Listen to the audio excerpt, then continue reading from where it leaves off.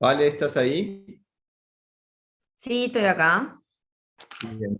La clase hoy la va a dar Valentina. Si no tienen ninguna pregunta que hacerme, le damos paso a la profesora. Yo te iba a pedir que me dejes compartir pantalla. Quería hacerte una consulta nomás, profe. Dale. Tú después nos vas a avisar un poco antes del sábado por el tema de la clase que vamos a dar para remontar un poco la nota del parcial. Y Eh, tenemos que coordinar si va a ser el sábado o si va a ser el viernes. Ustedes van a decidir eso. Está. Y lo otro, el parcial que usted puso en EVA para hacer, en caso de que uno se pase un poquito de las palabras No, o algo, no no. podés. No podés ¿Eh? porque la plataforma no te deja. Ah, perfecto. Y no está habilitado para hacer entrega, ¿eso que usted lo va a habilitar el 27 o unos días antes? Ah, entonces no, perdón, entonces es un error en la configuración. Ah, Lo perfecto, tengo gracias. ya lo cambio. Gracias. Ya te habilité para el- no.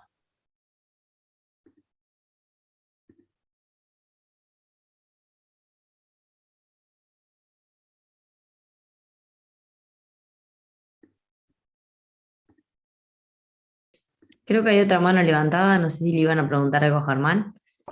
Sí, ¿qué tal? Buenas noches. Yo quería preguntar porque dice que es de entrega para el 15. No sé si Ya es el lo 15 o cambié el... eso. Ah, lo cambiaste, está. Disculpa, entonces, gracias. De nada.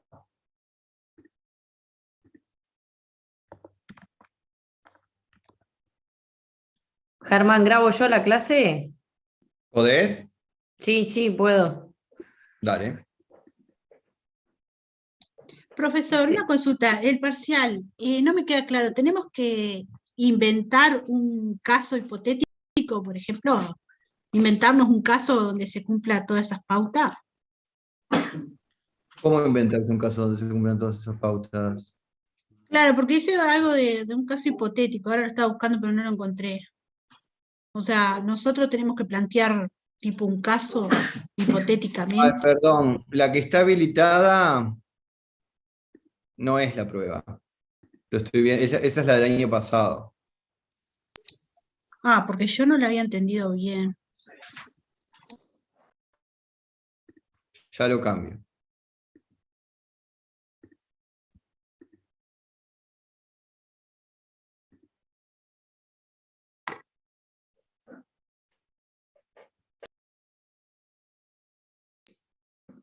¿Alguna otra pregunta tienen o comenzamos? No, yo No, quería consultar algo, profesor. Ah, decime. Yo no tenía tiempo todavía para preparar el parcial, pues estoy Sí. con otras materias. Quería consultarle, usted, como el parcial pasado, yo sé que ahora hay plazo y todo para entrega. Igual podemos pedirle para el certificado por día de estudio o este no es este. No, para el día ese sí. Para el día ese sí podemos pedir. Sí, Quería hacer consulta porque nadie la había evacuado y para quedarme para poder estudiar un poco más para preparar. sí, para ese día les puedo dar certificado. Perfecto, muchas gracias. Ya está visible y está habilitada la entrega. bueno, no tiene más preguntas. Voy a dejar el cuadradito chiquito porque el otro día grabé con todos los... A ver, ¿dónde es grabar? ¿Dónde está el grabar? Más grabar en esta computadora. Recording in progress. Bueno, no sé si saben, si vieron el cronograma, que para el día de hoy tenemos 3 funciones para dar. Ya la otra vez habían estado viendo conmigo un poco el tema de las funciones procesales, que Barrios habla y clasifica muy bien entre principales y secundarias. Y hoy justamente vamos a ver 3 funciones, que son la de información, la de certificación y la de registro, que son funciones secundarias. Que no voy a reiterar todo lo que vimos la otra clase, pero ya como les dije, no, el que sean principales o secundarias no hace a la importancia, sino a cómo éstas actúan sobre el objeto del proceso. Eso es como para reafirmar esa idea. ¿Qué les parece que es la función de información? A ver si alguno leyó o lo que le parezca o lo que opina sobre qué es la función de información.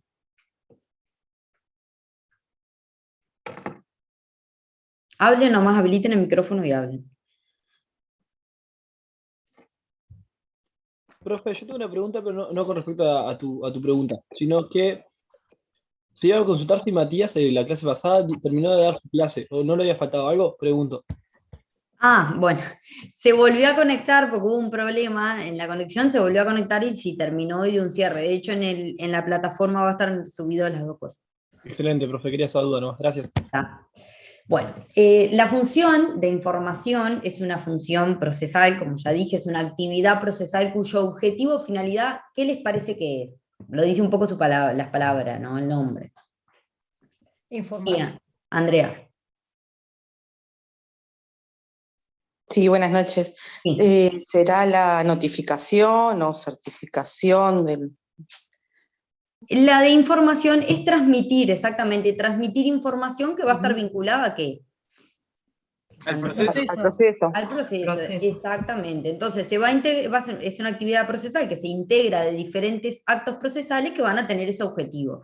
O sea, van a comunicar información del proceso, en su mayoría, como dice Aval, son actos del tribunal, o cuando hablo del tribunal también incluye a sus auxiliares, que sus auxiliares van a ver que dentro de un juzgado no actúa solo el juez, hay un actuario, en muchas sedes, no en todas, hay un funcionario notificador, que se le denomina, o sea, se le denomina el notificador, pero en realidad quiere decir que es un funcionario judicial que tiene asignada la función de cumplir con las notificaciones judiciales, y en algunos casos también van a ver que la función de información o de notificar puede ser cumplida por alguna de las partes. Ahí, como dice la PPT, que le agradecemos al profe, estaba muy colorida, por eso la usé, porque es muy motivante. Dice en lo que consisten las comunicaciones, que son la vedette de esta función de información. Son actos procesales por los cuales se da conocimiento de las providencias y actuaciones judiciales a las partes y a aquellos terceros que estén vinculados al proceso y a otras autoridades o entidades. Ahí tiene un concepto bien amplio de lo que son las comunicaciones. Van a ver que hay dos grandes tipos de comunicaciones, las internas y las externas. ¿Saben más o menos lo dice un poco la palabra, pero sospechan un poco a qué se refiere esta clasificación? ¿Sí, Matías? ¿Ya Rascaeta? Sí, profe, buenas noches, ¿qué tal? Yo iba a hablar, o sea, no estuve leyendo sobre esto, pero iba a usar el sentido lógico. Sí. Internas me refiero yo a las comunicaciones que se hacen dentro de las oficinas mismo, dentro de los juzgados, digamos, de una oficina a otra, y las externas las que se hacen desde el tribunal para con las partes. Exactamente, como lo dijo el compañero Matías, es exactamente así. Las internas son las que se hacen dentro del órgano jurisdiccional, que van a ser actos administrativos, y las externas son las que se hacen para fuera del órgano jurisdiccional, que son de naturaleza procesal y son en las que nos vamos a centrar el día de hoy. ¿Cómo se denomina normalmente a estas comunicaciones? Notificaciones, son actos de comunicación, pero normalmente las van a encontrar, y en cualquier juzgado las van a llamar notificación. ¿Qué les parece cuál es el fundamento de las notificaciones? ¿Qué tiene detrás? Recuerden, como yo les decía en la clase pasada, el derecho procesal es un todo que van a ver ustedes que todos los temas se van vinculando. ¿Qué les parece que hay detrás de las notificaciones, de la importancia, el fundamento de que existan? ¿Un acto posterior puede ser? La persona a la cual se notifica. ¿Cómo? Un acto posterior, o sea, la persona que se la notifica, ya sea se la notifica de una citación, de hacerse presente, de declarar, de... Sí, pero yo hablaba más, a ver, ¿algún otro que levantó la mano? Abre el micrófono nomás. Yo, profe Andrea, Sí, saber en qué está el proceso, dar conocimiento a los involucrados en qué está el proceso y, bueno, también a quienes trabajan por él, los procuradores, el abogado, o sea, saber en qué instancia está el expediente, en este caso, vamos a suponer. Exacto, o sea, lo que han visto ya con anterioridad, lo que se llama la publicidad del proceso, y concretamente a la publicidad interna del proceso. Los interesados principales, las partes, tienen derecho a conocer qué está sucediendo, cuáles son las resoluciones que adopta el tribunal en base a sus peticiones o en base a la petición de la otra parte. Por eso también y ahí dice la diapositiva, es que permite concretar el principio del debido proceso y el derecho de defensa, porque si yo no tengo conocimiento de lo que se está pidiendo en mi contra, ¿cómo me voy a defender? Entonces de ahí la relevancia de las notificaciones y de ahí la relevancia de que sepamos cómo se debe notificar cada cosa, porque van a ver que es un tema que, si bien hasta ahora les va a parecer teórico, es eminentemente práctico, donde ya yo les estoy a dos pantallas porque ya tengo el código abierto. Es fundamental que vayan siguiendo la norma, porque las notificaciones, del primer lugar donde las tienen que estudiar es del CGP, después vayan a los manuales, pero lo más importante es que sepan la norma. Ahora vamos a empezar a ver en concreto cada norma. Ahí decían la presentación lo que implica la notificación, es acto procesal de conocimiento que nos permite conocer, valga la redundancia, una resolución del tribunal. Obviamente las notificaciones van a ver que cumplen, como todos los actos procesales que vamos a ver, que integran las diferentes funciones que vamos a ver, las tres que vamos a ver a lo largo de esta clase, siempre van a tener que cumplir los requisitos generales de todo acto procesal. Cuando ustedes vieron los actos procesales, vieron los requisitos generales a los que me remito, no los vamos a mencionar en cada función, pero esos todos los actos procesales los tienen que cumplir. Pero cada acto procesal, como es las notificaciones, tienen obviamente algunos requisitos específicos. En esto les recomiendo a Val, en el libro que les recomendé la otra clase, el manual, que hace como es un camino más corto a todos sus tomos, así que está bueno, porque además compran un solo libro, no se tienen que comprar capaz que todos los tomos. Él ahí habla y dice, bueno, divide, para ir viendo cada requisito que debe cumplir las notificaciones, los divide en diferentes criterios, y empieza a responderse preguntas. Bueno, la primera pregunta, ¿qué es lo que se notifica? Como ya vimos, resoluciones judiciales. ¿Quién las notifica? Lo que les dije hoy, el tribunal es el que tiene el deber de notificarlas, lo que a veces se concreta mediante sus auxiliares o eventualmente mediante las propias partes, por ejemplo, la notificación mediante un escribano público que lo proporciona la parte y demás. Los casos concretos los vamos a ir viendo. Ahora bien, ¿a quién se notifica? Como ya les dije también, a los interesados principales y a veces a algunos terceros que tienen participación en el proceso o alguna autoridad o organismo público, como decía anteriormente. Hasta ahí esos criterios y esas preguntas ya las tenemos, ya tenemos su respuesta. Ahora bien, ¿cuándo se notifica? Y acá es que entra el momento en que cada providencia va a ser notificada, y tenemos diferentes formas. Inmediata, que es la regla, posterior al cumplimiento, que es la excepción, y después también la forma puede ser personal, cuasi personal y ficta. Sí, Antonio, no sé si levantaste la mano, o me aparece ahí, no sé. A ver, ¿qué les parece? ¿Cuándo es la notificación de forma simultánea? ¿Qué se les ocurre o qué leyeron? O inmediata. En los manuales la van a encontrar como inmediata o como simultánea. Profe, ¿inmediata no podría ser en la propia audiencia? Exactamente. Vamos a ver que uno de los principios generales es la notificación inmediata en la propia audiencia. ¿Y qué les parece la notificación que es posterior al cumplimiento? ¿En qué supuestos? Bueno, ya da una pista la PPT, pero ¿cómo se efectúa?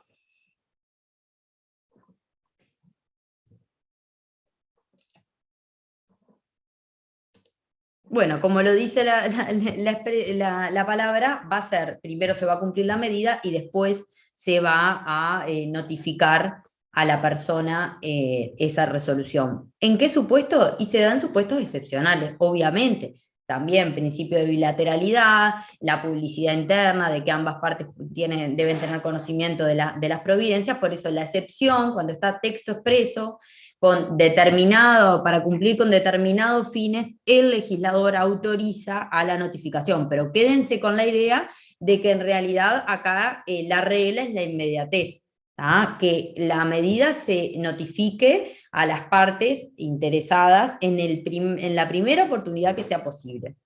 Ahí es que tenemos el principio general que está previsto en el artículo 76. Si alguien le quiere dar lectura rápida, le agradezco.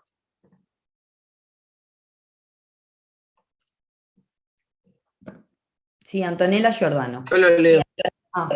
Dale. No importa, que lo leas, que lo leas. El que sea. Hay varios para leer. Bueno, principio de notificación. Toda actuación judicial, salvo disposición expresa en contrario, debe ser inmediatamente notificada a los interesados mediante el procedimiento establecido en los artículos siguientes. Las pronunciadas en audiencia se tendrán por notificadas a quienes estén presentes o hayan debido concurrir al acto. Muy bien, entonces de acá sacamos lo que yo les decía, la regla general, y que la notificación en audiencia va a ser simultánea. Yo le llamo simultánea como haciendo una distensión inmediata, porque en realidad es, en el momento que estoy dictando la providencia, la parte se está notificando. La pregunta que nos tenemos que hacer es, ¿cuándo se está presente en audiencia? ¿Qué implica estar presente en audiencia? ¿Alguno sabe? No han dado audiencia, pero capaz que alguno sabe.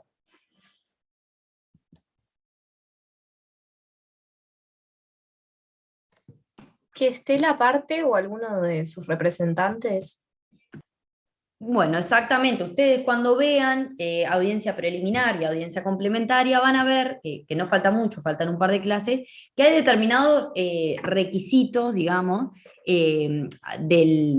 respecto de la forma de comparecencia a audiencia.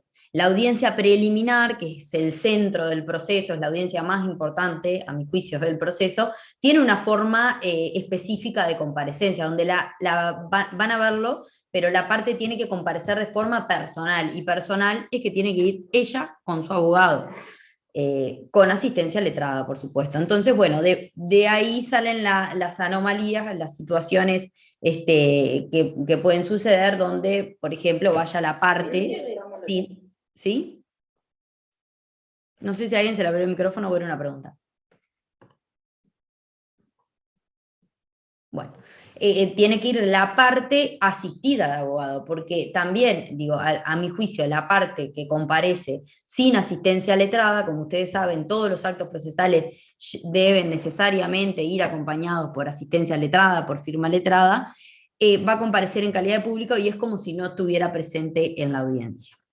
Por tanto, quédense con este principio y vamos a ver las formas que enuncia el artículo 77, si alguien se anima a leerlo.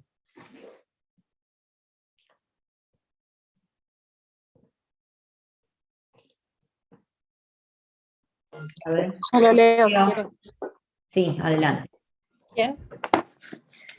Formas de notificación. La notificación se practicará por la Oficina Central de Notificaciones y, en su caso, por correo, por telegrama, por acta notarial, por la policía, por tribunal comisionado o por el medio idóneo que habilite la Suprema Corte de Justicia. Muy bien. Acá, otra cosa importante de la notificación en audiencia. Respecto a lo que les decía de qué implica estar en audiencia. Todo lo actuado en audiencia se tiene por notificado en el momento de quienes están y también de quienes debieron estar. Entonces, hay una notificación que es real de quien está presente en la audiencia y se lo notifica de una resolución, y de quien debió estar y no estuvo, que va a quedar igual notificado. ¿Qué es lo que prevé el artículo 76, que leíamos hoy? ¿Tá? Eso es importante que se queden con esa regla. Ahí es lo que decía, todo lo actuado y cuándo se está en audiencia. El artículo, dentro de las formas de notificación que vamos a ver, hay dos grandes tipos. En la oficina del tribunal, que va a ser la regla, el principio general, y a domicilio, que son las menos, son las notificaciones que están expresamente previstas en el artículo 87. Por tanto, ¿cuál es la regla de las notificaciones? La notificación en la oficina del tribunal. Y eso lo dice el artículo 78. A ver si alguien se anima a leerlo. Yo se lo leo, profe. Sí. Notificación en la oficina. El 78 dijo, ¿verdad? Sí. 78.1. En todos los casos de jurisdicción voluntaria y contenciosa, las notificaciones de las actuaciones judiciales, con excepciones de las que se indican en el artículo 87, se efectuarán en las oficinas del tribunal. 78.2. Cuando corresponda la notificación en la oficina, el funcionario facilitará a la persona que debe notificarse la actuación respectiva, permitiéndole su lectura y poniéndole a su disposición las copias que correspondan. Acto continuo se pondrá constancia al pie de la actuación, la que suscribirá el funcionario y el interesado. Si este tipo no pudiere o se resistiera a firmar, se pondrá constancia. Muy bien, y esta regla se vincula directamente con el artículo 84 del CGP, que establece la carga de las partes de la asistencia al tribunal, lo cual es muy importante, porque esta norma vuelve a reiterar y dice, las notificaciones se practicarán en la oficina. Para tal fin, todos los interesados que actúen en el procedimiento respectivo, excepción hecha del Ministerio Público, o sea, la Fiscalía, concurrirán a la oficina para enterarse de las actuaciones. La carga de la asistencia recae también sobre los funcionarios públicos que representen en juicio al Estado, a los entes autónomos y servicios descentralizados y a las intendencias. Por tanto, como la regla es la notificación a la oficina del tribunal, el CGP refuerza esto con otra norma, que es el artículo 84, donde le pone a la parte en situación jurídica de carga de asistir al tribunal. Por tanto, la forma de notificación de si el interesado la cumple o no, si cumple o no con esta carga, es lo que va a determinar de qué forma se notifique, porque si yo tenía la carga de comparecer a notificarme de algo y no lo hice, lo que va a hacer la norma es hacerme una notificación ficta. ¿Alguien se anima a leer el artículo 86, que es donde nos habla de esto que les hablo de la notificación ficta? ¿La leo? Sí. Notificación ficta en la oficina. Si la notificación se retardare 3 días hábiles por falta de comparecencia del interesado, se tendrá por efectuada, sin necesidad de constancia alguna en los autos. Si el día en que concurriera el interesado la actuación no se hallare disponible, la oficina actuaria expedirá constancia en formulario al efecto si aquel lo solicitare. Muy bien. Entonces, si yo debí irme a notificar al tribunal y pasan 3 días, me dan como 3 días de gracia, digamos, me dan 3 días de plazo, pasan 3 días y no fui, se me tiene por notificado. ¿Qué es la notificación ficta? Es la misma situación de si yo debí ir a la audiencia y no fui, la notificación va a ser ficta. Acá lo que les decía, la notificación en la oficina es la regla general, que se complementa con la carga de la asistencia. Ahí pone el profesor, el mecanismo de notificación depende de si el interesado cumple o no con esta carga, dentro del plazo de 3 días. Ahora bien, la notificación a domicilio, que yo les decía, están expresamente previstos los supuestos de las providencias que deben ser notificadas a domicilio, pero vamos antes a leer el 79.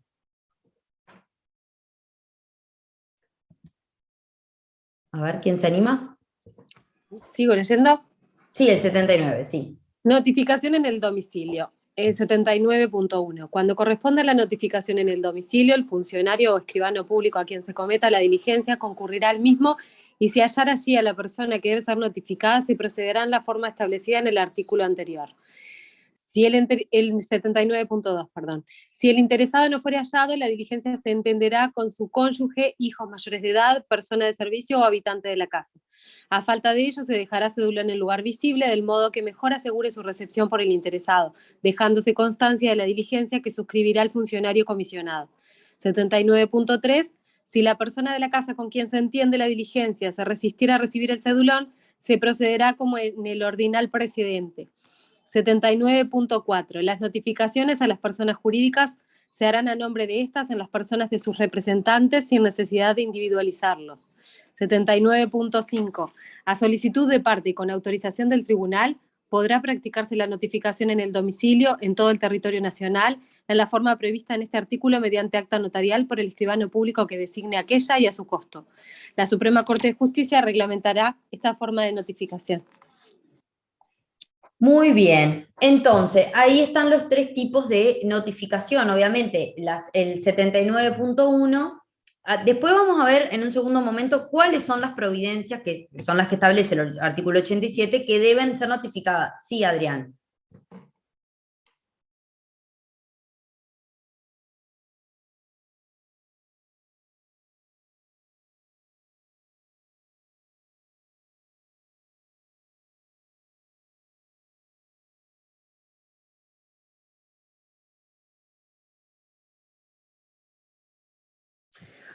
Exacto, o sea, el tema de las notificaciones, ¿por qué es importante? Por eso, porque puede dar, después cuando vean proceso incidental lo van a ver, puede provocar incidencias dentro del proceso, que alguien se presente, por ejemplo, que demanden a alguien, me van a demandar a mí, y me demandan en mi domicilio anterior, donde vivía antes porque era juez en otro lado, por ejemplo.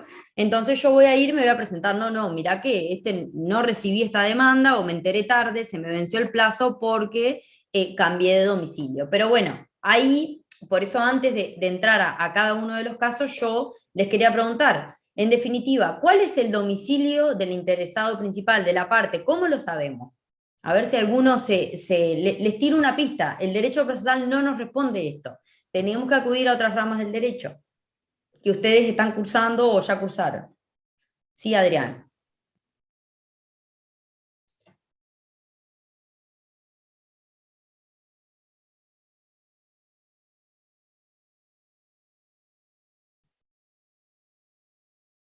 Claro. No, lo que yo me refería era a que debemos acudir, sí, Julián. No, iba a decir que se puede tener el domicilio denunciado a la otra parte, para notificar. Claro, bueno, pero ustedes en derecho civil no conocen que hay varios tipos de En el domicilio. Código Civil. Exacto. Del artículo 24 al 38 se establecen distintos tipos de domicilio, y ni que hablar en otros textos normativos, como el Código Tributario y demás, pero conocemos el Código Civil, que establece al menos 3 tipos de domicilio, que son el convencional, el legal y el real. ¿Alguien sabe algo de esto? Sí, profe, que el constituido es el que da la parte, ¿sí? Y el denunciado el que da la otra, el que denuncia, por ejemplo, que va a hacer una demanda y dice, la otra parte vivía en tal lugar, ese es el denunciado. El constituido el que da la persona, y después con otro más, el real es el que vive realmente la persona, ¿no es? Que son los 3 casos. Más o menos. El convencional, que también se puede llamar, lo van a encontrar como contractual, negocial, es aquel que establecen en un contrato o en determinado negocio jurídico las partes de ese contrato y a los efectos de dicho negocio jurídico que está documentando. Ese es el domicilio convencional, contractual o negocial, como quieran llamarlo, porque está bien cualquiera de sus denominaciones. Después está el domicilio legal, ¿tá? Que es aquel que establece la ley para ciertos sujetos. Ustedes saben, por ejemplo, que los menores de edad, ¿cuál es el domicilio legal? Bueno, lo que dice la norma, el artículo 34 del Código Civil, que el domicilio legal de los menores va a ser el domicilio de quienes tengan la patria potestad, o sea, sus representantes legales naturales, que son sus padres. No importa acá si es efectivamente, si los menores viven en ese domicilio. Lo que le importa al legislador es que esos menores, de ser notificados de tener que ser notificados, van a ser en su domicilio legal, que va a ser el domicilio de sus representantes legales, dije legal pila de veces, que son sus padres. Y después el real es el domicilio que establece el artículo 24 del Código Civil, que consiste en la residencia acompañada real o presuntivamente del ánimo de permanecer en ella. Es un concepto, el de domicilio real, que lo extraemos, el derecho procesal lo extrae del Código Civil. Lo que sí es un concepto procesal es el domicilio procesal. A ver si alguien sabe, que ahí alguno tiró alguna idea, lo que es el domicilio procesal, que es el constituido. es el que constituye la parte en un juicio a los efectos de ser notificado en ese domicilio, que ahora es electrónico.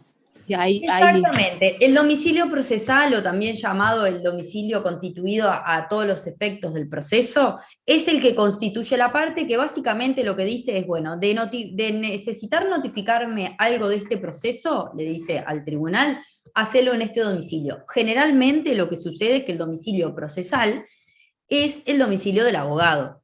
Es para que le llegue el cedulón directamente o la notificación directamente al abogado.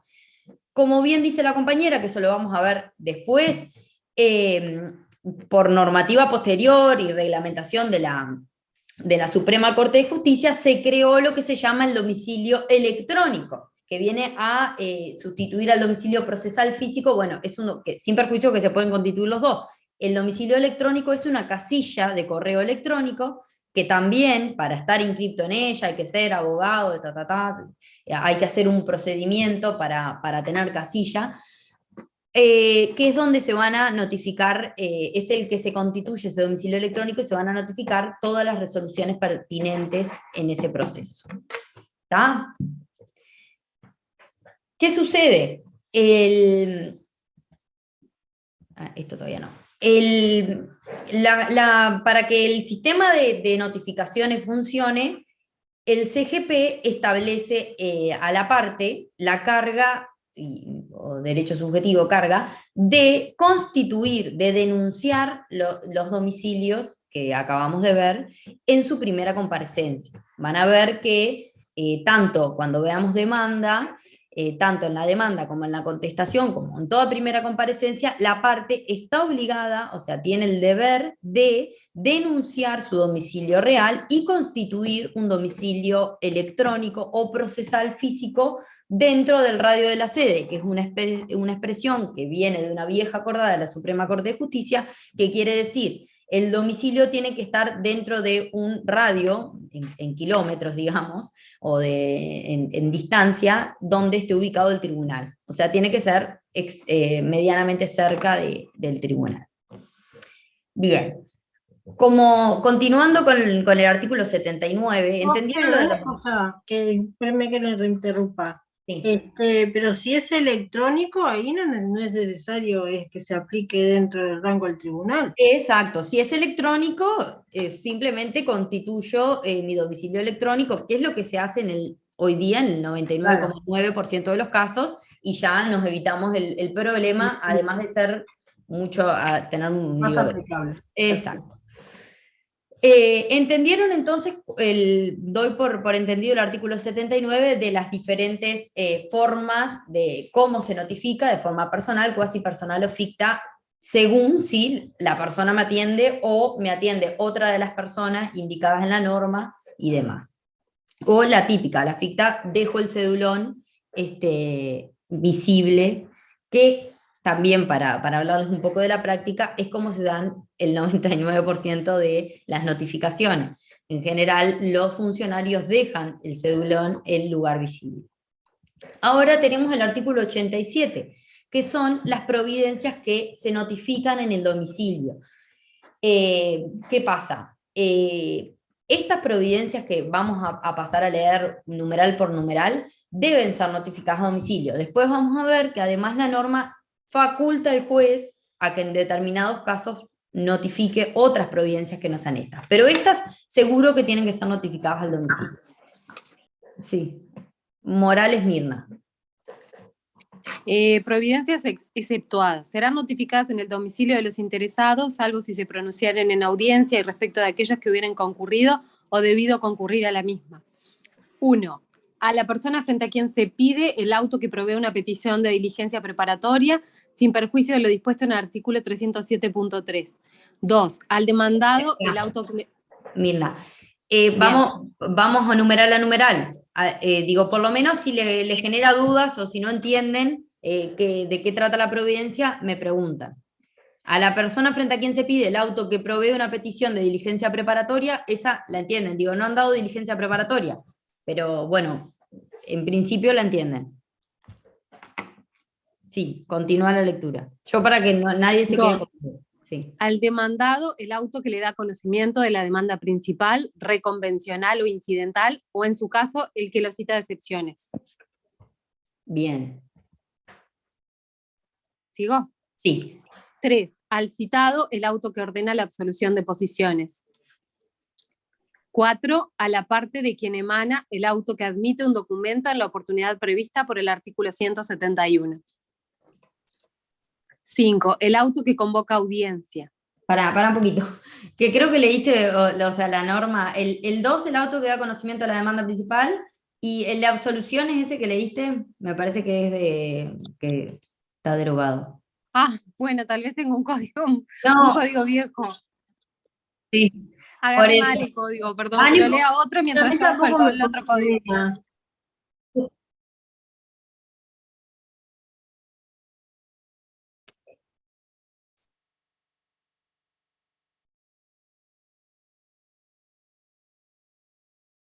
Exacto.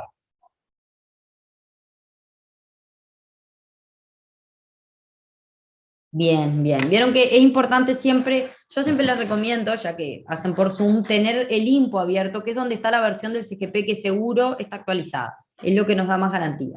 Sí, si querés, Adrián, seguí leyendo el 3.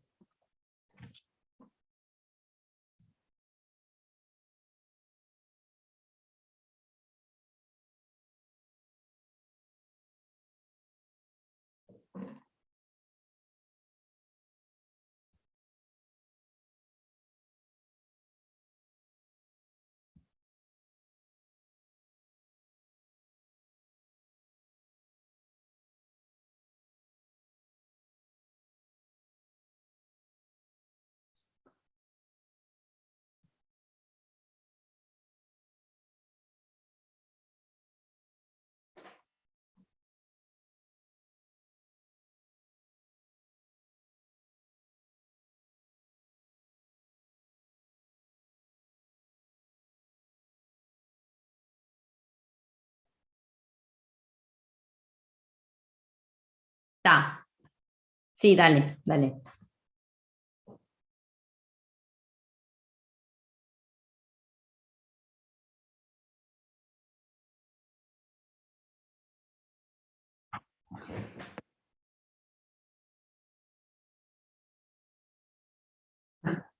Exactamente. ¿Qué pasa? Es lo que yo les hablaba de que es una facultad. A veces los jueces utilizamos esta facultad a los efectos de ser más garantistas, de asegurarnos que la parte esté en conocimiento. Digo, si bien ya fue notificada, no compareció, es una realidad que a veces utilizamos esta facultad, pero el criterio es restrictivo. O sea, es una facultad, yo no puedo como jueza, digo, entiendo que no sería usarla restrictivamente, por ejemplo, mañana decidir notificar todo a domicilio. ¿Por qué? Porque la regla de las notificaciones es que se hagan en la oficina del tribunal. Esa es la regla. Y la excepción, si bien me permite y me faculta el legislador a efectuar otras que no sean las del artículo 87, debo usarla de manera restrictiva. ¿Tá? Y por supuesto no puedo, como dice la norma, no puedo notificar a domicilio una providencia que dicté en audiencia y que quedó, ya sea de forma real o ficta, notificada a la parte en audiencia. Eso no me lo permite, o sea, es una facultad reglada. ¿Tá? El artículo 87, si bien hay que verlo y leer, ustedes le van a ir pudiendo, cuando pongan en funcionamiento los diferentes procesos o el proceso en sí, ahí es que le van a ir encontrando sentido, porque hablaba de facción de inventario, que es un proceso de familia, en sucesiones y demás, que lo van a ir viendo. Lo que es importante es que sepan que esta norma prevé las providencias que deben ser notificadas a domicilio, o sea, las excepciones a la regla general, y que las repasen y revisen cuando estén transitando un proceso. Esta providencia no se me notificó a domicilio y debió ser así.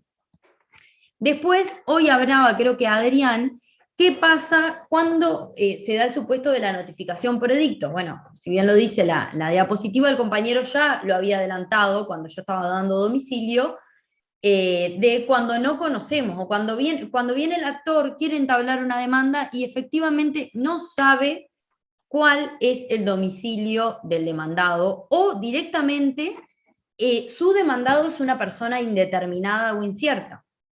es obviamente la notificación por edicto, que consiste en publicaciones y demás, es una forma de notificación ficta que corresponde en estos supuestos. ¿Tá? ¿Alguien tiene alguna pregunta de los edictos? Están previstos en el artículo 89 del CGP, que establece básicamente esto, y entre otras cosas, dice, la notificación se cumplirá por edictos publicados en el diario oficial y en otro periódico de la localidad durante 10 días hábiles y continuos. ¿Tá? Ahí, bueno, reglamenta toda la notificación por edicto. Obviamente lo que tiene la notificación por edicto, por eso es muy importante como abogados que se van a ver muchas veces enfrentados a desarrollar una mini tarea de investigación, alarga mucho el proceso el hecho de la notificación por edicto. Por eso siempre es importante tener identificado al demandado y su domicilio, que cuando vean demanda van a ver que es uno de los requisitos que debe cumplir toda persona que quiera presentar una demanda. Identificar los datos de su demandado y su domicilio. Profe, ¿todas estas entran dentro de las inmediatas o no? ¿Todas estas qué? Sí, todos estos tipos de notificaciones, la de domicilio y eso. Bueno, las notificaciones a domicilio, vieron que son clasificaciones, entonces vamos a tener providencias que cumplan con una clasificación y con la otra no. Por ejemplo, el emplazamiento de la demanda, que es una de las notificaciones que se hace a domicilio, esa va a ser inmediata porque el juez va a dictar la providencia que ordena conferir traslado de la demanda, y el acto procesal inmediato posterior va a ser la notificación. Ahora bien, va a haber providencias que, por ejemplo, hagan lugar a una medida cautelar que primero, una traba de embargo, por ejemplo, que primero se van a cumplir y después se van a notificar. Así que a veces no, no porque sea una notificación a domicilio, creo que por ahí va tu pregunta, la notificación va a ser inmediata. Depende de la naturaleza de la evidencia. Si es una cautelar va a ser posterior, si es de otro tipo capaz que es inmediata. Las que siempre son simultáneas, por eso es que yo le agrego esa clasificación de simultánea, es las que son en audiencia. Sí, ¿alguien más? ¿Una pregunta? ¿No?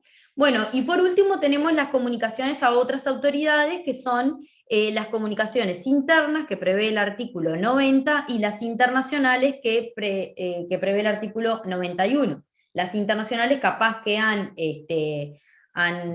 sentido nombrar son los exhortos, digamos, internacionales, que son cuando dirijo un oficio, dirijo o necesito que una autoridad extranjera, por ejemplo, me informe de algo, o preciso cooperación de un juzgado que está en otro país, ahí lo que le voy a dirigir es una comunicación internacional. Y las internas son también los exhortos que normalmente van a ver cuando, por ejemplo, tengo un proceso que va a declarar un testigo, acá en Melo es el proceso y el testigo está en 33. Bueno, le voy a enviar una comunicación interna al juzgado de 33 a efectos de que cite a ese testigo.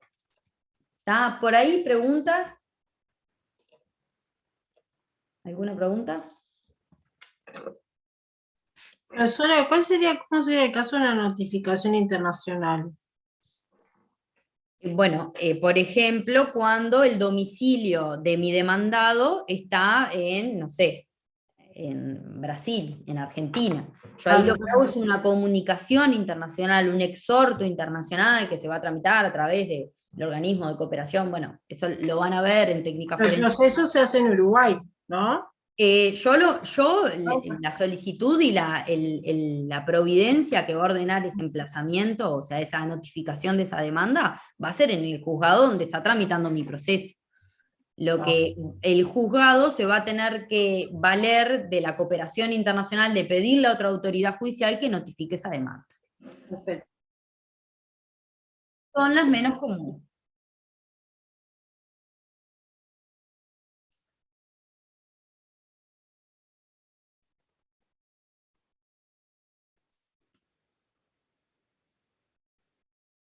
Por lo general sí, pero bueno, pasa muchas veces que que mi demandado se domicilia en el exterior, o sea, no es lo más normal, sin duda que son los procesos de excepción. Y bueno, ni que hablar que todas las comunicaciones internacionales o todos los pedidos de cooperación internacional enlentecen mucho los procesos. Pero bueno, eso lo van a ver más en la práctica. Profesora, pero se da en los casos, por ejemplo, de un accidente de tránsito donde participa un argentino que iba de tránsito por nuestro país, supongamos un camionero, tiene un accidente de tránsito y la responsabilidad civil hay que notificarlo en el extranjero. Claro, ahí se cumplen, digo, ya, las reglas de competencia ya las vimos, hay que ver qué tribunal es competente, y sí, si lo tengo que notificar, ahí, lo voy a tener que hacer mediante una comunicación internacional. El tribunal no puede mandar a su funcionario hasta Argentina, así que le voy a tener que pedir a un órgano judicial de Argentina que notifique a este camionero. Sí. Gracias. Brevemente vamos a ver el tema de las notificaciones electrónicas. Acá el profesor pone una breve noticia de la incidencia de las TICs en el proceso, que voy a hacerlo muy breve porque estamos cortos de tiempo para ver las otras funciones, que básicamente mi conclusión es que no estamos tan avanzados en tecnología como quisiéramos. De hecho, la pandemia puso muy sobre el tapete esta temática, habrán sentido, habrán escuchado proyectos que hubo del Colegio de Abogados y demás, porque bueno, la justicia, la verdad es que dejó de funcionar, no, funcionó solo algunas materias de urgencia durante la pandemia, y en gran medida fue por la falta de medios tecnológicos que tiene el Poder Judicial. Pero más allá de eso, se habilitó una norma, el artículo 64 bis, es de reciente incorporación, donde se autoriza excepcionalmente, en casos de excepción, en situaciones de excepción que la Corte indique, se autoriza el uso, por ejemplo, de la plataforma Zoom para audiencias y demás. O sea, es un tema que todavía queda mucho trecho, pero bueno, les doy ese pantallazo y mi opinión un poco optimista del tema. Las notificaciones electrónicas, básicamente, ya veo que tienen claro, ahí les ponemos la norma de la ley, que vieron que es bastante vieja, ya estamos en la ley 20.000 y pico, y la 18.237 reguló el expediente electrónico, que vamos paso a paso camino hacia ahí. Ustedes van a ver cuando empiezan a ejercer que hay gran parte no, pero hay parte del proceso que está digitalizado, pero bueno, todavía seguimos con el expediente formato papel en las oficinas, y bueno, vamos dando pasitos como es, sí, Blanca. No, yo quería aportar en ese respecto, en cuanto a esa promoción que hizo la Suprema Corte, de instar a la parte a que presentara escaneado ya el escrito, cosa de que eso ya quedara visible en el expediente para todos, porque si bien ya veníamos en un proceso en el que uno ingresaba al expediente y quien fuera parte ya lo podía ver el número de decreto, podía ver las actuaciones, ahora también se remiten los oficios, y hay otras cuestiones a los que hacen mucho más accesible el expediente mismo, que físicamente la persona en pandemia tenía que venir y mirarlo, porque todavía no podía acercarse tanto al expediente como es ahora con el tema del escaneo. Como bien dice la compañera Blanca, son diferentes pasitos que hemos ido dando hacia el expediente electrónico. Hoy día se está más cerca, pero bueno, todavía no tenemos un expediente electrónico, como vamos a ver ahora acto seguido cuando veamos la función de registro. Estas acordadas son las que regulan las notificaciones electrónicas y el domicilio electrónico que hablábamos hoy, que este es el formato, van a ver que el formato del domicilio electrónico de los abogados es la cédula @poderjudicial.gov.uy. Las notificaciones en el domicilio electrónico se considerará realizada cuando esté disponible en la casilla de destino. O sea, me llega el mail, no es cuando la envío el juzgado, no, sino que es cuando yo la tengo disponible. Ese día es el día que a mí se considera que está realizada esa notificación. Que La providencia, resolución o sentencia se comunicará al domicilio electrónico constituido. Se hará constar en la comunicación electrónica en la sede que en la sede quedan a disposición del interesado las copias de la actuación. ¿Qué sucede? En la notificación electrónica al día de hoy simplemente me avisa que tengo tal providencia para notificarme. Me notifica de la providencia. Lo que sucede es que muchas veces, ustedes no sé si han tenido oportunidad de ver una notificación judicial, abajo me aparece un cartel que dice tiene copias disponibles o una expresión similar. ¿Qué sucede? Yo voy a tener un plazo, ¿tá?, que va a ser de 3 días, para ir a retirar esos documentos. Típico ejemplo, o ir a retirar ese documento o ir a ver lo que se me está notificando, ¿no? La notificación se entenderá efectuada en el momento en que el interesado retire las correspondientes copias, actuaciones o expedientes en su caso. Se dejará constancia en el expediente de la fecha que se produjo. Si el retiro se retardare 3 días hábiles a contar del siguiente a aquel en que estuviere disponible la comunicación electrónica en la casilla del interesado, la notificación se tendrá por efectuada al vencer dicho plazo. ¿Qué quiere decir esto? Si a mí me llega una notificación el viernes, ¿tá?, donde no hay copias para retirar, ¿qué día quedó notificada? El jueves. Jueves. Me llega la notificación el viernes. Claro. Que no El tengo lunes. copias para retirar. Sábado y domingo. ¿Cómo, Daniela? El lunes de la semana siguiente. No, yo pensé en el lunes, porque te llega el viernes, sábado y domingo, no son días hábiles. Está. ¿Y si tengo copias para retirar? Yo ya estaba pensando en eso. El lunes siguiente si tenía copias para retirar. Eso era lo que yo contesté. Pero vieron esto que les decía acá, la notificación se considerará realizada cuando esté disponible en la casilla destino. En realidad la pregunta era, bueno, ¿cuándo se considera que fue realizada la notificación? Cuando me llegó a la casilla, me llegó el viernes. Distinto es, por eso esta pregunta era tramposa, distinto es cuando empiezan a correr los plazos, si es que la providencia esa que me está notificando tiene un plazo. Eso es distinto. ¿Me entienden la distinción? Cuando vimos el tema de la... Bueno, Sí. Exacto. Los plazos. Ahora, cuando me avisan en la notificación que tengo copias para retirar, ¿cuántos días tengo para ir a retirarlas? 3. 3 días. Ahora, puedo ir me notifican el viernes, puedo ir el lunes, martes o miércoles. Si voy el lunes, ahí es lo que dije. Empieza se deja desde una el lunes, constancia. Claro, se deja una constancia en el expediente de la fecha en la que se produjo, o sea, en la que yo retiré esas copias. Lo que se dice normalmente en el juzgado es retiré las copias con tal fecha. O si no lo retiré, ¿tá?, no retiré las copias, a los 3 días me van a tener como notificada fictamente. ¿Tá? ¿Entendieron esto?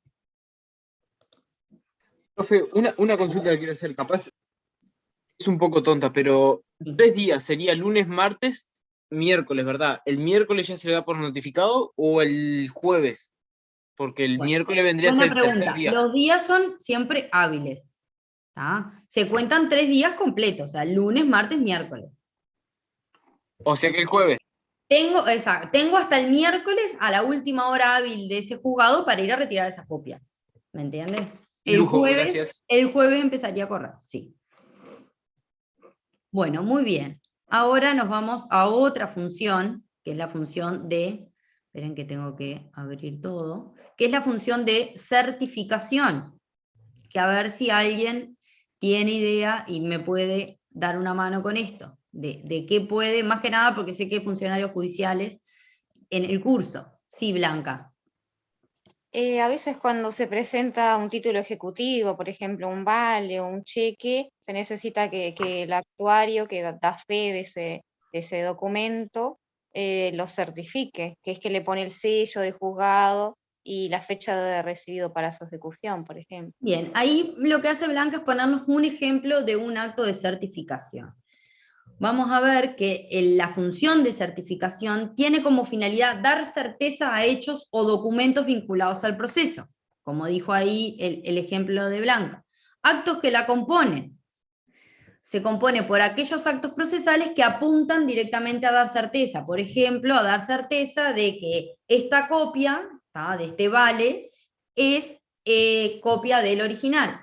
¿Tá? Son actos que se cumplen por sujetos dotados de fe pública. Lo que dijo la compañera, como aquellos funcionarios que representan al tribunal, destacándose el actuario y el secretario del tribunal, porque no siempre es el actuario, y eventualmente los escribanos públicos.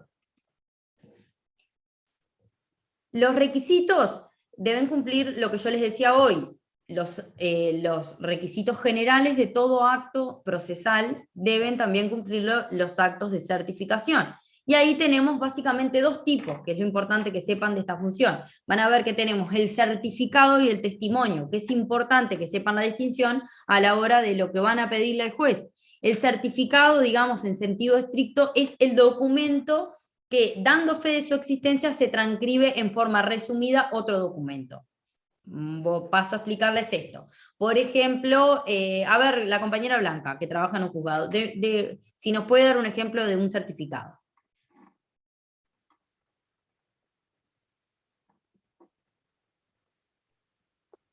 Y podría ser un certificado de audiencia también, de cuando concurro a la audiencia, sería como una manera resumida de decir que yo estuve ahí a tal hora, desde tal hora a tal hora, en tal juzgado. Eso podría ser un certificado. Podría ser. A ver el compañero que levantó la mano.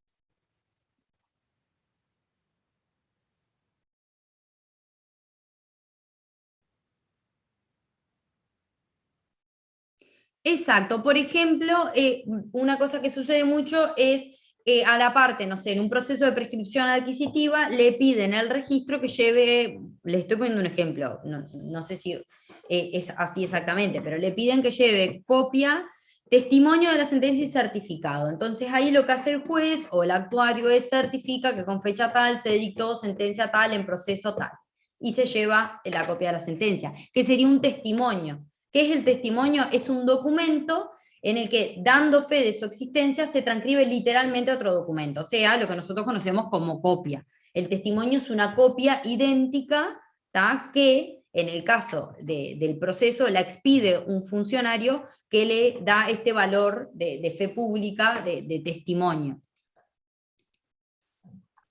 Valentina, están regulados en el artículo 105, ¿no? Ya íbamos a eso. No sé si no perdón. A ver si alguien lo quiere leer. Testimonios y certificados. Ahí, ver el artículo 5. Sí. Daniela. Testimonios y certificados, 105.1. De cualquier expediente judicial podrán las partes o cualquier interesado obtener testimonio íntegro, parcial o certificado extractado. La expedición de tales documentos deberá ser autorizada por el tribunal, quien dispondrá de entender lo necesario, la citación de la parte contraria o de ambas si la peticionaria fuere un tercero. Si se dedujera oposición, se estará lo que el tribunal resuelva de manera irrecurrible. No sé si sigo. Sí, seguí el último. 105.2. Sí. Los testimonios o certificados podrán ser expedidos indistintamente por el secretario o actuario del tribunal o por cualquier escribano designado por la parte interesada en la expedición, en este último caso a costa de la misma. Dichos testimonios o certificados podrán ser retirados por el interesado o persona expresamente autorizada a tales efectos. Muy bien, vieron que resume un poco esto que les pongo en la pantalla, los puntos principales del artículo 105. ¿Quién lo puede pedir? Cualquiera de las partes, o incluso en algunas situaciones un tercero. ¿Qué hace el tribunal? Si va a hacer lugar a la expedición de testimonios o certificados, lo hace con citación, ¿tá?, que si recuerdan, es un tipo de providencia donde se cita, prevista en el 202 del CGP, donde se le avisa, se le notifica a la parte, mirá que voy a hacer tal cosa, y si la parte en el plazo de 3 días no se opone, se ejecuta la medida. Esas son las providencias con citación. La expedición, ahí lo que decíamos, lo que explicaba muy bien la compañera, que se encarga tanto el secretario del tribunal o el actuario o el sujeto con la competencia. En el caso de los jueces de paz, no, como somos multitasking, nos encargamos de todo y nosotros mismos firmamos y efectuamos los testimonios. Bibliografía, acá les pongo brevemente, que siempre me preguntan dónde pueden leer este tema, que más que nada la importancia es que se vayan con la distinción, porque no les voy a mentir, en la relevancia difícilmente sea una pregunta de parcial, sino que lo que tiene es una importancia práctica grande de saber cuándo, qué es lo que tengo que pedir, un testimonio o un certificado, y qué me está pidiendo en general el organismo público. ¿Sí, Blanca? No, lo que quería acotar es que a veces la parte que desconoce del proceso, de cómo funciona todo, a veces viene y se quiere llevar fotocopia. Que la fotocopia, si bien el testimonio es una fotocopia, seamos sinceros, es una fotocopia, pero tiene los sellos y tiene firmas y todo, la parte piensa que al llevarse fotocopia ya cumple, pero no tiene la misma fuerza la fotocopia testimoniada con los sellos y toda la cuestión, es distinto. Exactamente, es distinto. Incluso pasa, ustedes medios de prueba ya vieron, incluso pasa que a veces la parte piensa que presentando, por ejemplo, en un proceso, presenta una fotocopia de tal sentencia, piensa que eso le sirve como prueba, y hay todo un tema, ustedes lo vieron en prueba documental, de cómo deben ser aportados los documentos al proceso. Entonces, siempre vayan por el criterio más garantista para su cliente, que va a ser el de presentar un testimonio, que es lo que asegura, lo que da fe de que ese documento es lo que representa ser. A ver si puedo... Exactamente, me ahorro muchas impugnaciones. Bueno, esperen que estoy intentando abrir la última función, que la voy a abrir medio así porque no puedo. En mi Canva personal, así que van a ver mis datos. Es la función de registro. A ver qué me pueden decir de esta función. La función de registro. ¿Qué finalidad tiene? Digo, lo dice la palabra. ¿La de dejar constancia de lo que sucedió en el proceso? Exactamente, es la que tiene, como lo dice la PPT, espero que no hayas leído y me haya hecho trampa, es la que tiene como finalidad ir registrando todo lo que pasa en el proceso. Ustedes saben que todo lo que sucede en un proceso queda registrado en lo que se denomina el bendito expediente. Incluso ahí, profesor, no sé ni quién dijo esa frase, pero a mí me la dijeron en Derecho Procesal y me quedó grabada a fuego: lo que no existe en el expediente no existe en el mundo, para que ustedes vean lo importante que es que cada cosa quede registrada en ese expediente. Ahí vemos que la función de registro se divide básicamente en dos grandes funciones, que es la función de documentación y la función de archivo. La de documentación justamente es la que va a tener como objetivo propiamente dicho registrar los actos y hechos que van sucediendo en el proceso. Ahí les pongo los artículos que hacen mención a este tipo de función. Por ejemplo, el artículo 102 que habla de la documentación de la audiencia, de cómo se documenta lo actuado en audiencia, que van a ver que se hace mediante un acta resumida, donde se va labrando lo que sucede a lo largo del proceso. Ahora vamos a ver las nuevas tecnologías que se fueron implementando, ya que esta norma potestó a la Suprema Corte de Justicia a que por vía reglamentaria pueda incorporar nuevas formas de registración de la audiencia. Eso ya se los voy a decir un poquito más adelante. Y después está la función de archivo, que básicamente es la función que tiene por objeto desplazar los objetos, digamos, a través de los cuales se documentó el proceso, que es el expediente, a un lugar donde se mantengan ordenados a los efectos de una eventual y futura utilización y conservarlo. Básicamente es el expediente que pasa a archivo, que es cuando ustedes dicen, bueno, ¿qué se hace en la feria judicial? Los jueces, toda la licencia que tienen, bueno, muchos jueces en la feria judicial, y en especial los funcionarios, lo que se hace es la función de archivo. Se visitan los expedientes, yo les hablo con términos judiciales para que los vayan incorporando. Se visitan, o sea, miro todos los expedientes a ver cuál se tiene que archivar, cuál, por ejemplo, está la aprehensión de la instancia y demás. Pero básicamente sucede eso.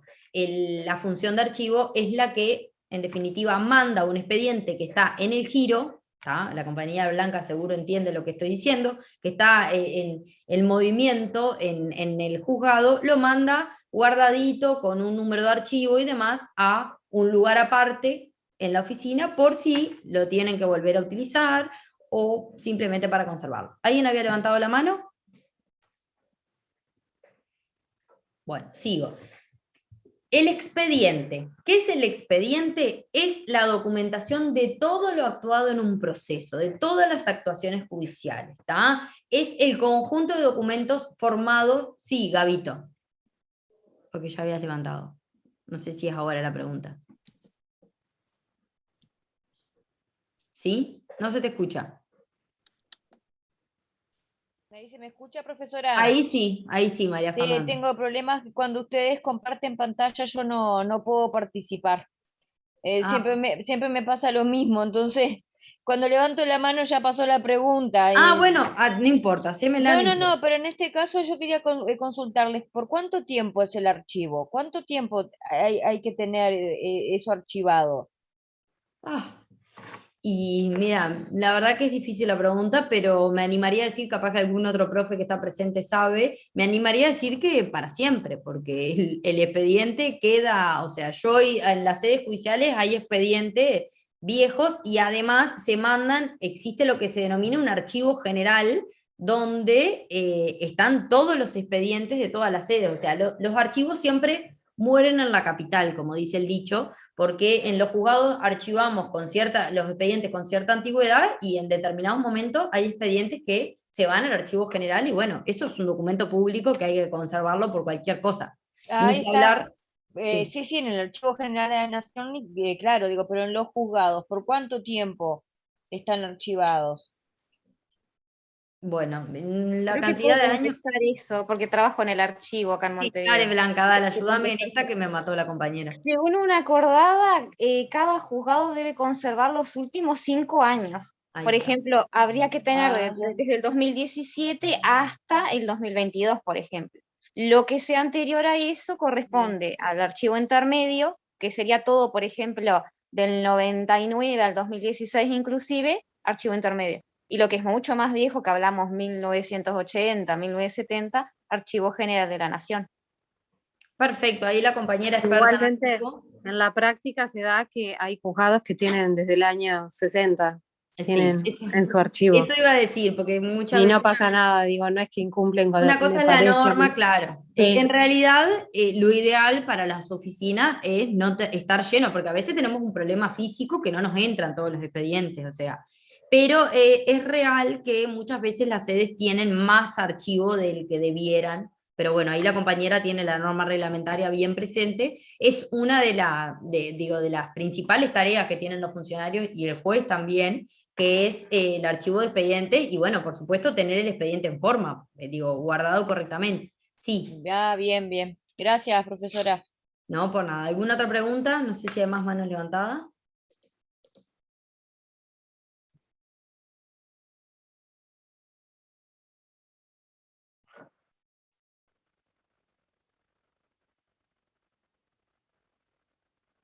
Bueno, obviamente, o sea, a lo que te referís es que hay distintos motivos por los que un expediente se va al archivo. Sí, eso sí, porque hay algunos que se van porque, bueno, hay sentencia, hay cosas juzgadas, hubo cumplimiento voluntario, bueno, se archivó. Hay otros que son, por ejemplo, van a ver en las clases venideras diligencias preparatorias, van a ver que hay expedientes que simplemente se archivan porque su objeto era realizar una intimación de pago, se realizó y se agotó en sí misma, eso termina en el archivo, y así. Sí, María Fernanda. No sé si levantó la mano. Bueno, siguiendo, si puede hablar que habilite el micrófono.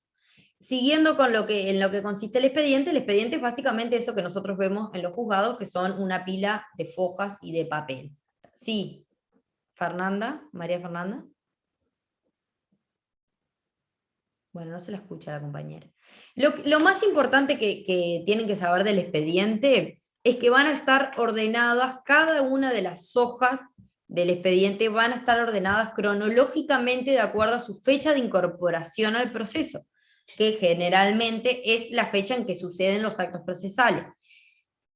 Cada hoja del expediente se llama foja, que es importante que lo sepan porque en general los jueces y en todo el lenguaje judicial van a ver que a ustedes les van a decir, bueno, del documento que luce a fojas tanto, o que se encuentra a fojas tanto, o tal cosa se encuentra acreditada a fojas tanto. No, uno no se estila a decir hoja, sino foja. ¿Y cómo se identifica la foja? Y bueno, el funcionario en general con una lapicerita le pone 1, 2, 3, 4 a cada hoja. María Fernanda, si podés hablar, habilita nomás el micrófono porque no se te escucha. Bueno, no sé, se ve que tiene problemas con el audio. El artículo 104 del CGP es lo que habla de la formación del expediente, de cómo se inicia, y ahí lo que establece básicamente es que se inicia con el acta inicial o el escrito inicial de la parte, que en general se denomina demanda, al que se le estampa una nota de cargo. ¿Tá? ¿Qué es la nota de cargo? Es una constancia que estampa el funcionario judicial. Yo voy con mi demanda al juzgado, a la baranda del juzgado, porque se llama así, voy y le digo, bueno, vengo a presentar esta demanda. ¿Qué hace el funcionario? Hace una nota de cargo donde establece, como dice acá, que recibe el escrito en tal lugar, en tal fecha, con tales documentos y con tantas copias agregadas, ¿tá? Porque ya saben, el artículo 75, bueno, lo van a ver con la demanda, le exige a quien presente una demanda llevar las copias de esa demanda para el expediente y para notificar al demandado o a los demandados. Acá les muestro cómo luce un expediente, cómo luce la carátula de un expediente, porque también la portada del expediente se llama carátula, ¿tá? Es importante que se vayan haciendo de los términos. Datos que surgen de la carátula del expediente, el IUE, que es este que está acá arriba, ¿tá? Que es la identificación única del expediente, que está compuesto por 3 números. El primero, en este caso es el 2, ¿tá? Que es el número de la sede. Cada sede judicial tenemos otorgada un número. ¿Tá? En Montevideo es 2, en Montevideo es 2, la identificación, en mi juzgado, por ejemplo, es 210, o sea, 210. Después sigue el número del expediente, que cada año empieza 1, 2, 3, 4, ¿tá? Y lo que sigue es el año. Entonces, este expediente, por ejemplo, es el 2 es el expediente 2, que es lo que identifica la sede, el expediente 27 del año 2012. ¿Tá? Después va a estar en el expediente la individualización del tribunal que lleva, que acá es juzgado de paz departamental de tanto turno. ¿Tá? Después los autos caratulados. ¿Qué significa autos caratulados? Como es esto que aparece acá.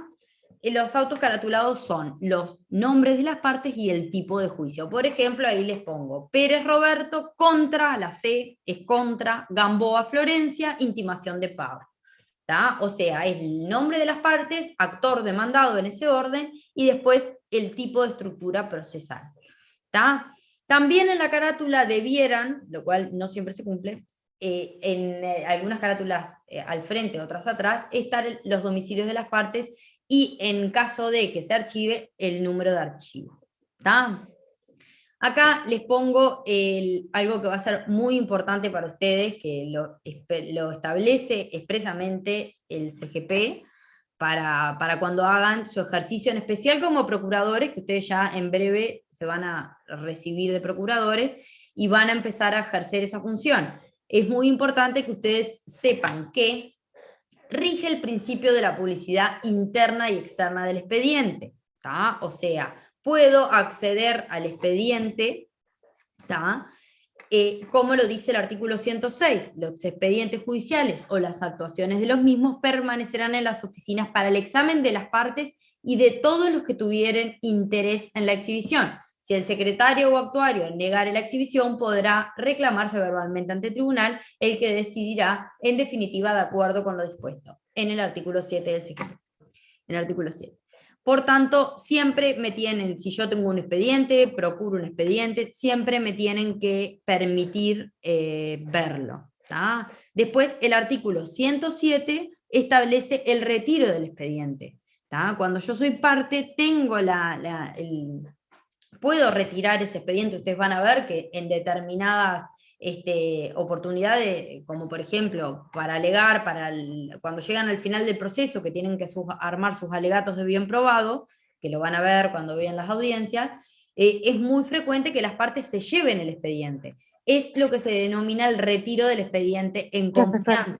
Sí. Disculpe, ¿el retiro del expediente en confianza lo puede realizar directamente la parte o su representante legal?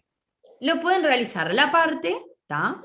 Y su representante legal también. Si está, en general va a estar autorizado en el expediente, porque o va a tener la representación o va a firmar asistiendo.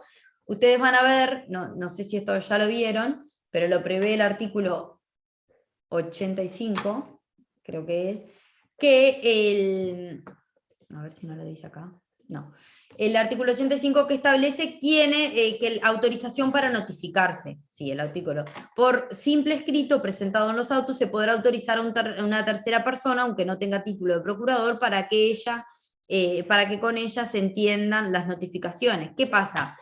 Es muy normal que los abogados, además de autorizarse ellos o solicitarle al juez que los autorice el retiro del expediente, también autorizan personas que trabajan con ellos, que el propio CGP en el artículo 85 establece que ni siquiera tienen que ser procuradores o ser de profesión abogados. ¿Tá?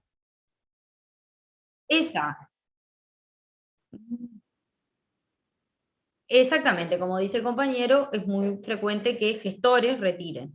¿Qué sucede? Se van a anotar, van a dejar una constancia que les van a hacer firmar en el libro de retiro en confianza, y el plazo de devolución será, tendrán 3 días hábiles, para devolverlo. Acá les pongo cómo luce una nota de cargo, lo que yo les decía. Cada escrito que ustedes presenten va a tener detrás una nota de cargo que está a cargo del tribunal. Es la primera constancia, es la típica nota de cargo, que acá les pongo recibido, vieron que dice, en este caso era mi anterior destino, La Floresta, 11 de febrero de 2019, recibido hoy con copia, y En general, yo nunca le entiendo las letras a los funcionarios judiciales, les tengo que preguntar, pero bueno, así es una nota de cargo. Sí, alguien levantó la mano. Sí. En confianza.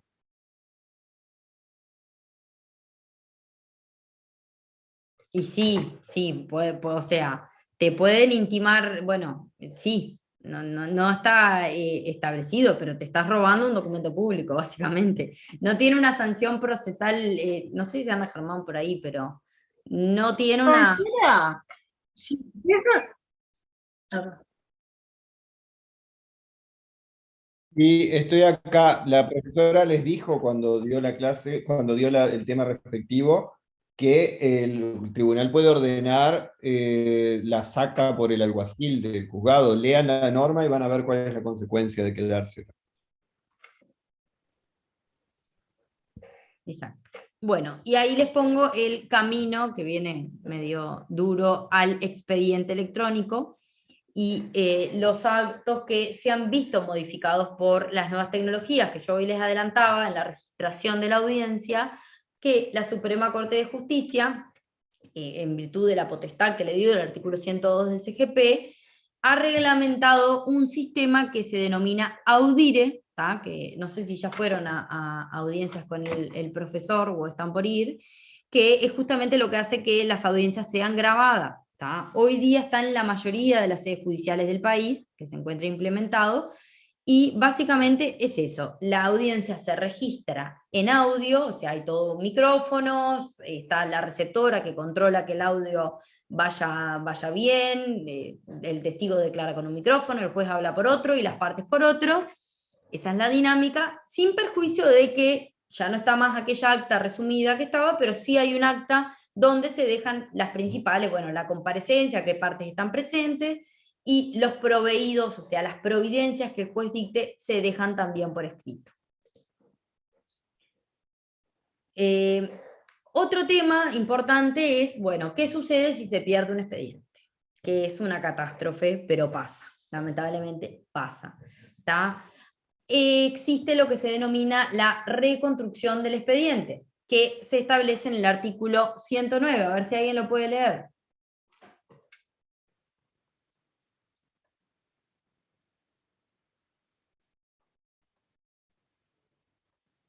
Bueno, leo yo.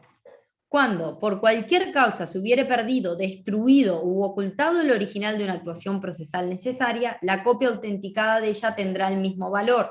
Para su utilización, el tribunal ordenará a quien la tenga que la consigne en secretaría. Cuando no haya copia de las actuaciones destruidas o desaparecidas, el tribunal ordenará que se rehagan, para cuyo fin practicará las diligencias probatorias que evidencien su preexistencia y contenido. Cuando la reconstrucción no fuere posible, el tribunal ordenará, si lo entendiera necesario, la renovación de los actos, prescribiendo el modo de hacer. ¿Tá? ¿Qué sucede? Es tanto a las partes, cuando se pierde el expediente, se procede a la reconstrucción del expediente, que lo realiza la propia oficina, haciendo copias autenticadas, como dice el tribunal, que la hará el actuario o el secretario, de las actuaciones que se vayan pidiendo. Digo, en general se acude a pedirle a las partes que agreguen copia de sus escritos. Bueno, yo presenté una demanda y llevé mi copia, que el juzgado me la selló. Bueno, se le pide a la parte que agregue, se le pide a oficinas, por ejemplo, cuando hubo prueba por informe y demás, y ahí se va reconstruyendo el expediente. Profe, sí. Pero ¿qué garantías da eso de que no se pierda la información? No, por supuesto, es una reconstrucción. No siempre se llega a reconstruir el 100 del expediente. Es un problema, obviamente. Digo, no es la generalidad de los casos, pero cuando se pierde un expediente, existe este procedimiento y bueno, se reconstruye. Digo, garantías, por ejemplo, si la parte tiene una demanda con la copia sellada, la agrega, digo, eso se va a utilizar para reconstruir. Digo, en general, las partes tienen copias de muchas partes del expediente. Y bueno, lo certifica un actuario o un funcionario que es el que va efectuando. Por eso es importante que se queden con que la reconstrucción no es que la hace una de las partes, la hace la oficina. La oficina va incorporando y reconstruyendo, como cuando algo se rompe. Digo, se van pegando las piezas y bueno, alguna pieza a veces falta y ahí es donde se procede, como les leía en el artículo 109. Profe, entonces entiendo de que el juzgado no tiene un respaldo, digamos, físico ni nada por el estilo, ¿no? Es que el respaldo del juzgado es el expediente. Es la carpeta, sí. Es eso, es ese montón de fojas que van a ver que está cosido. Por ahora, hay un montón de cosas que hoy día son virtuales, como por ejemplo los decretos, que no sé si no está acá más adelante. Pero, profe, ¿no está digitalizado todo el expediente? No. Ay, qué atraso. Sí. En el Poder Judicial no. Yo sé que ustedes capaz que tienen más experiencia o más el chip de las actuaciones administrativas, que sí, hoy día es todo digital prácticamente, pero el Poder Judicial todavía sigue teniendo expediente formato papel porque no se ha digitalizado el 100. Sí van a ver que ustedes van a poder, ese IUE, ese número de expediente que les enseñaba hoy, les permite ingresar al portal del Poder Judicial en la búsqueda de expedientes y ver todos los movimientos que ese expediente va teniendo. ¿Tá? Y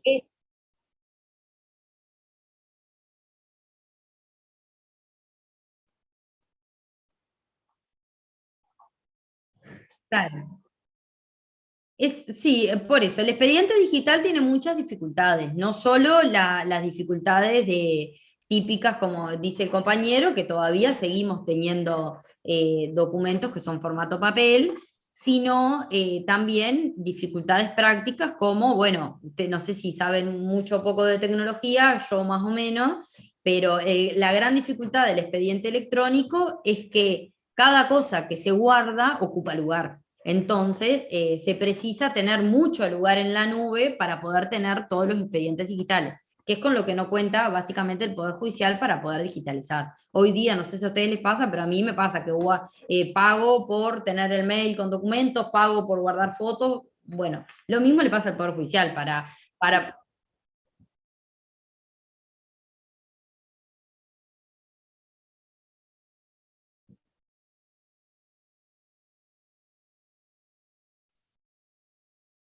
Bueno, sí, tiene sus dificultades como todo sistema informático. Claro, sí, pero me parece raro que que el respaldo de ese expediente físico no sea virtual. Bueno, los decretos sí, por ejemplo, están todos virtuales, todos tienen su respaldo en el sistema, las resoluciones. Los escritos de las partes todavía siguen siendo en formato papel, que sí, bueno, tiene esa consecuencia, pero ya no se queden con la idea de que se viven perdiendo expedientes. No, Y en cuando se general pierde no. profe, cuando se pierde un expediente, ¿se inicia una investigación administrativa o no? Y bueno, puede dar mérito, sí.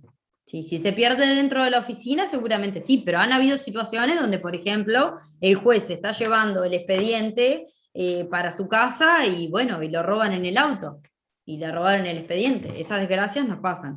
Digo, a mí no, por suerte, porque me muero, pero ha pasado. Entonces, bueno, ahí no queda otra. Profesora, Valentina. Sí. una consulta. ¿Y si alguna de las partes siente que se ve vulnerada por esa pérdida, aunque sea accidental del expediente, podría iniciar algo contra el tribunal? Recording stopped. Y bueno, si considera que puede haber responsabilidad funcional, ustedes saben que los jueces somos responsables digo, sí, podría hacer una denuncia si considera, no sé, que, bueno, un funcionario fue negligente, sí, por ejemplo, ante la Suprema Corte de Justicia. Gracias. Por eso, ¿me escuchan? Sí. Por eso es importante como profesionales que lleven lo que se llama falso expediente, que es una copia de todas las actuaciones, que hay algunas que las van a tener selladas, porque, por ejemplo, la demanda y todos los escritos, y después siempre que puedan sacarle fotocopia, o llevarse una copia del acta de audiencia, te llevas tu falso, y si desaparece, se lo entregas a la oficina para que pueda reconstruir. Que no solo es una buena práctica para la reconstrucción de expedientes, es una buena práctica para la litigación. Es fundamental que el abogado, que lamentablemente es algo que se ve en Montevideo y muy poco en el interior, es fundamental que el abogado tenga una copia del expediente para justamente poder actuar más tranquilo en audiencia, ¿no? Porque pasa mucho que, claro, estamos todos sentados en audiencia, está por declarar un testigo, el juez le está haciendo preguntas y la parte que está pidiendo el expediente y esto. El falso expediente me permite litigar más tranquilo, porque el juez hace referencia, le pregunta al testigo, bueno, ¿usted sabe tal cosa de las fojas, lo que surge el documento de fojas tanto? Y si yo como abogado tengo el expediente, voy a tener una copia y decir, mira, fojas tanto está este documento, ya voy pensando mi pregunta. Sin embargo, lamentablemente no pasa mucho que tienen la responsabilidad de llevar un falso expediente. Pero bueno, ustedes sí lo van a hacer porque ya lo aprendieron. Mano. ¿Eh? Que he visto que se pasan el expediente en mano y eso entorpece a veces. Exacto, entorpece, atrasa, cuando el juez está preguntando y haciéndole reconocer al testigo, digo, si bien uno siempre le exhibe a la parte, es más engorroso, digo, siempre es mejor, digo, cuando la parte está hablando de una foto, por ejemplo, siempre es mejor para irme preparando, tener y verlo concomitantemente, sin perjuicio de que obviamente siempre se exhibe toda una audiencia. El falso expediente sería una copia, ¿no? Una copia, se le dice falso expediente en la jerga judicial, pero es una copia del expediente, es mi copia del expediente. ¿Que en el juzgado se pide ese falso expediente? No, yo por ejemplo cuando trabajaba como abogada lo que hacía era, me lo escaneaba con el celular, y lo tenía en mi celular y después lo imprimía, iba a la audiencia preliminar con mi falso expediente. Con la copia de mi expediente, si quieren. ¿Y no se precisa autorización para sacar vos una copia de ese expediente? Bueno, pero se supone que vas a tener el falso expediente de expedientes que tú lleves, en el que estés autorizado a sacar copias, a notificarte y demás. Porque, claro. ¿entendés? Entonces, o vas a ser abogada o procuradora Que es lo que hablamos hace un ratito, que tanto la parte como su abogado defensor o cualquiera que tenga interés, incluso el tercero, por autorización simple, que puede retirar la copia. Yo trabajo más bien en temas de expedientes administrativos, porque como instructora sumariante, digo, lo que hacemos son procedimientos disciplinarios, pero siempre le damos a los sumariados, previo citación, la copia de todas las actuaciones para que puedan ir bien preparados, para que tengan sus garantías. Exactamente. Eso siempre es una manera de ir reservando, y de hecho Digo, cuando decimos por qué no lo tenemos digitalizado, bueno, si tenemos un expediente que es de nuestro interés, por si nos llega a pasar algo a nosotros también y andamos con la carpetita de papel y se nos cae en un charco, se nos moja todo, lo llevamos en un pendrive o en el celular, como decías tú. O sea, Claro. hoy en día tenemos un montón de herramientas que podemos utilizar para eso. Exactamente. Valentina, una particularidad, si me permitís. Sí. Puede llegar a existir, es bastante extraño, pero puede llegar a existir de tener dos expedientes que sean lo mismo, explico.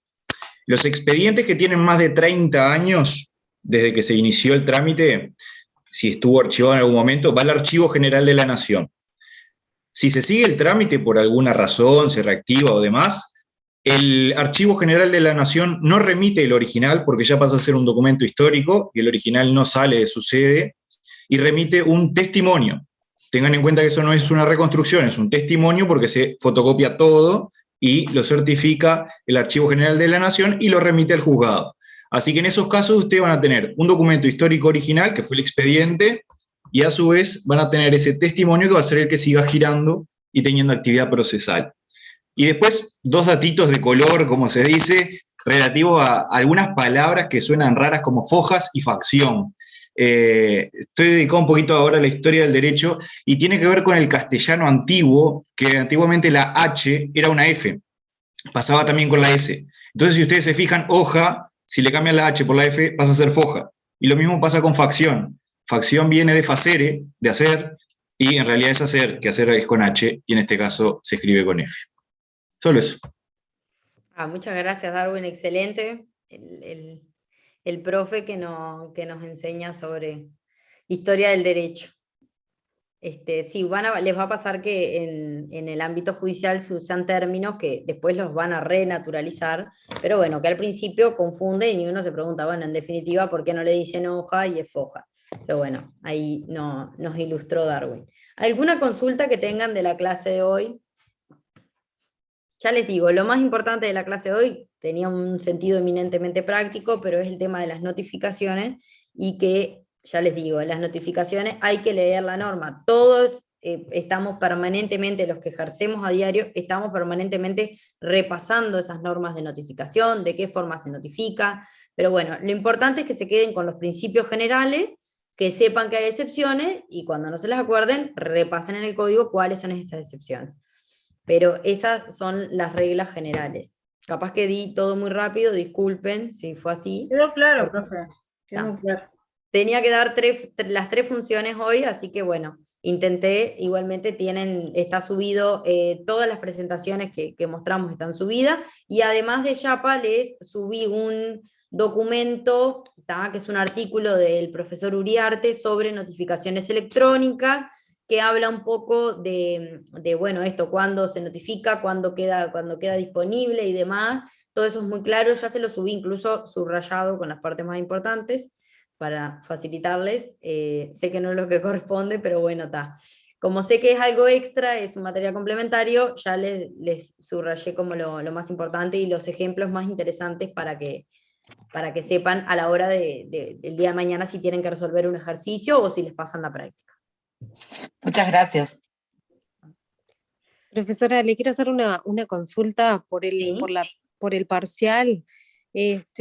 Porque no surge de la letra, por ejemplo, mi apellido es con M y ese rango de letras no aparece. Ya lo arreglé, Mirna. Genial, genial. Yo lo miré antes de empezar la clase. Gracias. Bueno, ¿alguna otra duda, pregunta? ¿Nada? Bueno, entonces hasta el miércoles. Hasta el miércoles, gracias. Hasta el miércoles, profe.